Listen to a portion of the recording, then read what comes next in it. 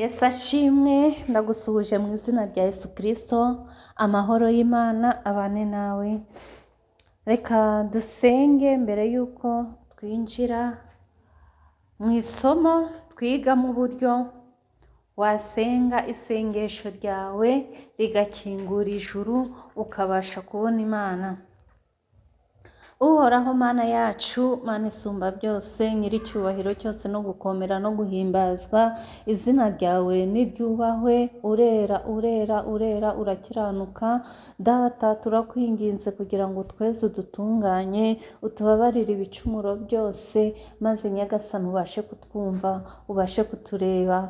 Data, twamaramaje kugushaka, turashaka mu maso hawe, utwiyereke. Ndasengera buri muntu wese ubasha kumva ijambo ryawe kugira ngo umuhe umugisha. Nta mugisha uruta kumenya Uwiteka. Nanije Satani n'abadayimoni mu izina rya Yesu Kristo. Mpamagaye ubwami bwawe muri twe, mpamagaye umwuka wera ngo aganze kandi atuyobore. Ni mu izina rya Yesu nsabye nizeye, amen.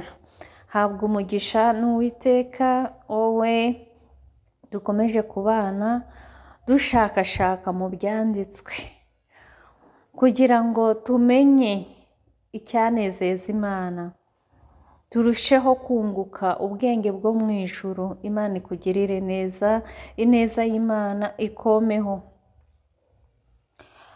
Kugira ngo usenge isengesho rikingure ijuru biragusaba kumaramaza, gusenga ugashaka Imana wamaramaje, ukavuga ati ntabwo nsubira inyuma, ntabwo mbivamo, namaramaje. Uko byagenda kose ndashaka kukubona Mana, ndakomanga kugeza unkinguriye, kugeza unyeretse mu maso hawe.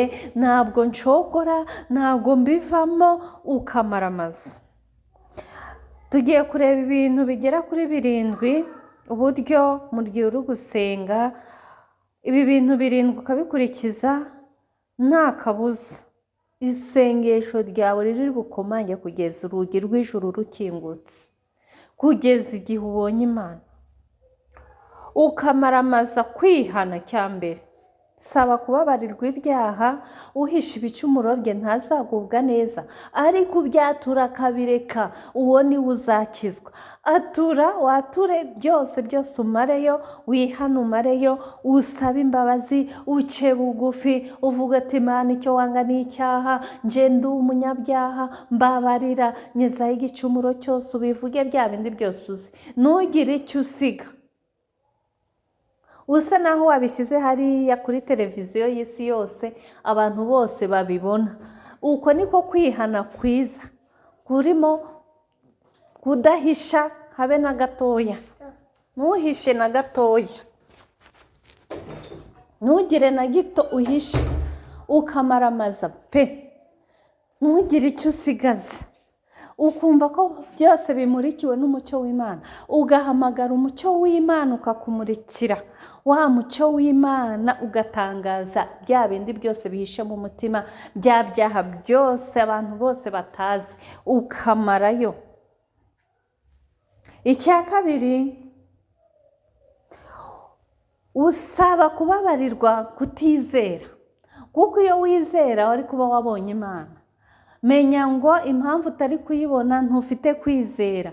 Kwizera kwawe kuracikagurika. Saba kwizera, kumaramaza kwizera 100%. Uvuga ati Mana, mbabarira kutizera. Nirukanye umudayimoni nzanaho kutizera mu izina rya Yesu Kristo. Uko ukomeza wihana wirukana wa mudayimoni wo kutizera, aragenda. Noneho usabe icya gatatu, usabe kwizera. Noneho usabe kwizera, umaramaze usabe kwizera. Uvuga ati Mana, ntabwo uzigera wima ibyiza wabigusabye, ndagusaba kwizera. Usaba Imana iguhe kwizera. Icya kane, usaba Imana kuguha gukiranuka kugeza ku rwego ikwemera. Imana ikakwemera, ikakubwira ati ndakwemeye. Gukiranuka, Imana ikakwemera, ikemera ko uri umukiranutsi, atari uko gupfundikanya. icya gatanu, yibaze ibibazo byose wibaza muri wowe. Wibaza uti Imana uranshakaho iki? Nanjye niyemeje kugikora, ariko nawe unyiyereke nkubone. Nzi ko uriho, ariko hari imbaraga z'umwijima zambujije kukubona. Ndashaka kugira ngo umbwire icyo unshakaho cyose, ndagikora. Hanyuma yo kugikora nawe unyiyereke. Iki kibazo nigeze kukibaza Imana, insubiza mu ijambo riboneka muri Mika igice cya 6 ku murongo wa 8. Naravuze ati Imana ushakaho iki? Ukimbwire, nanjye niteguye kugikora, nawe unyiyereke mbashe kukubona. Imana insubiza muri iri jambo riboneka muri Mika, rivuga ngo yewe mwana w'umuntu we, yakweretse icyiza icyo ari cyo. Icyo Uwiteka agushakaho ni iki? Tega amatwi wumve icyo Uwiteka agushakaho. Ijambo rirambwira ngo icyo Uwiteka agushakaho ni uko ugira umwete wo kubabarira. Nuvuga ati akangaka ndagasigaje, uyu naramubabariye ariko uyu wese sinamubabarira. Hoya, gira umwete wo kubabarira. Ugira umwete wo kugendana n'Imana ucisha bugufi. Ugira umwete wo gukiranuka, aricyo ubanza imbere. Ubanze gukiranuka ku100%, atari ugukiranuka kw'ibice, gukiranuka rwose. Ugira umwete wo kugendana n'Imana. Ndazi Imana ati none umuntu agendana nawe ate? Wahora mu rusengero. Imana irambwira ngo guhorana nanjye, niba uryamye uri kumwe n'Imana, ibyo ukora Imana irabireba ikavivura. Niba ugenda mu nzira uri kuganira nayo, niba uri mu kazi uri kuganira nayo. Wakwibaza ngo ibi bishoboka bite? Birashoboka, ubwenge buragutse. Wajya kuri kompiyuta ariko mu mutima wawe uri connecte n'Imana, uvuga ati Imana uri mwiza, urera, ndagushimira aka kazi wampaye, ukandindiremo, umpe kugakora neza, ntariho umugaye imbere yawe n'imbere y'abantu. Uko Imana ikureba, iyo ireba byose, ireba ibyiherereye, akaba ariko n'abantu bakubona. Mu gihe uyibaza ibibazo, tukiri kuri iki kintu cya gatanu, wakora ushaka Imana, ukayishaka n'umwete, ugasenga, ijuru rigakukingukira. Nigeze kubaza Imana, ndayibaza ati mbwira, ariko mbwira tekinike kugira ngo nkubone. Ndabona byanze, njye nakoze ibyo nshoboye byose ariko byanze. Wambwiye tekinike? Ko burya tekinike, umuntu umutekinisiye yaza agakora ahantu hari hakunaniye, ukoresha mekanike, ariko kuko afite bwa bwenge bwa butekinisiye agakora akantu simple gatoya bigakunda. None no kugushaka Mana naragerageje, ndasenga, ndagerageza biranga. Wambwiye tekinike? Imana yarambwiye ngo tekinike ni umwete. Ndavuga niba ari ibyo umbwiye, ndashyiramo agatege.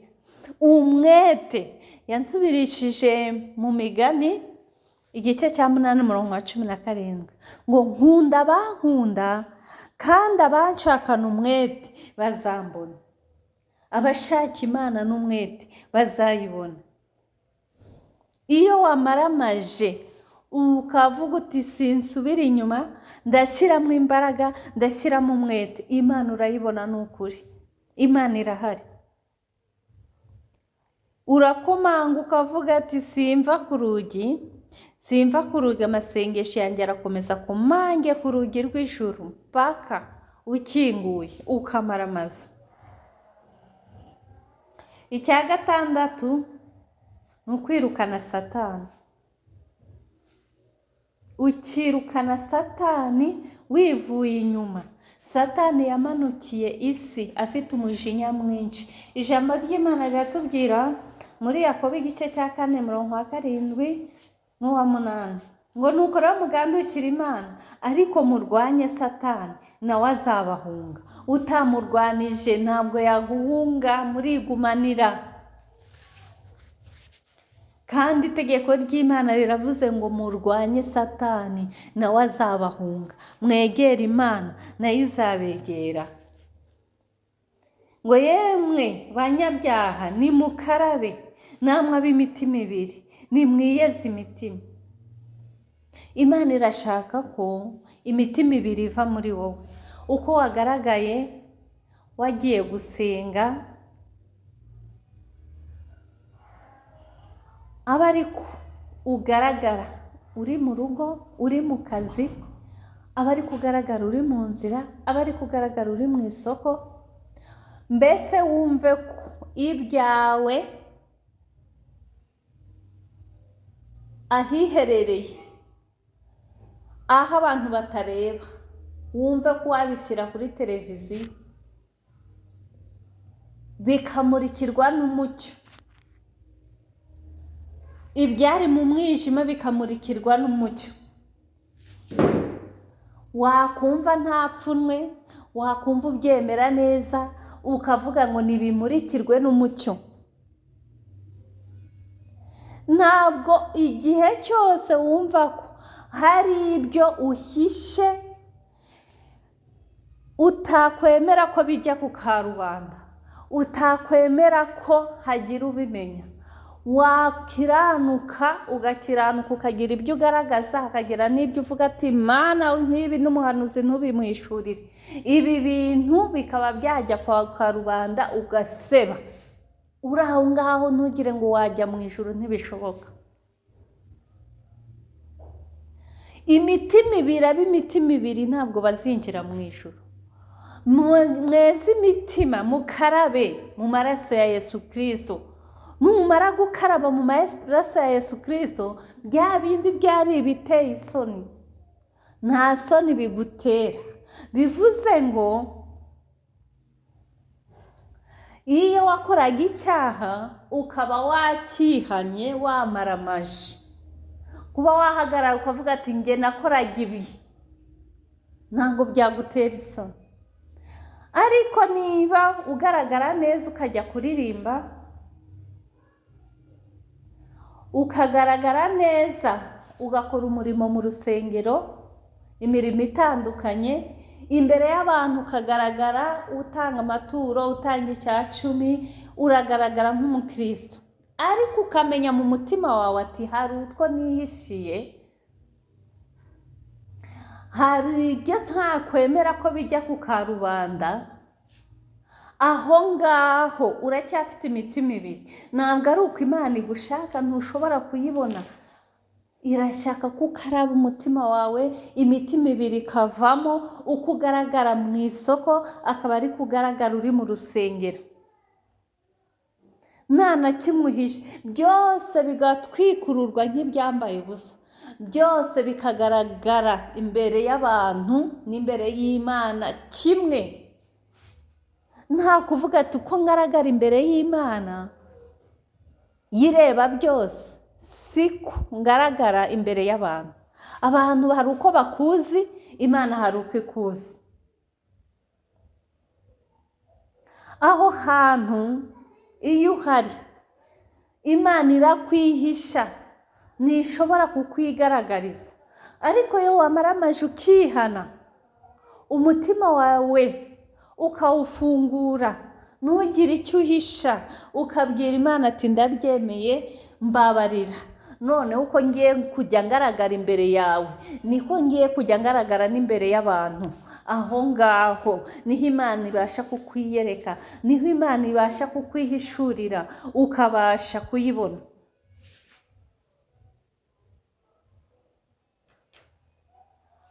Imana yo ireba ibyiherereye,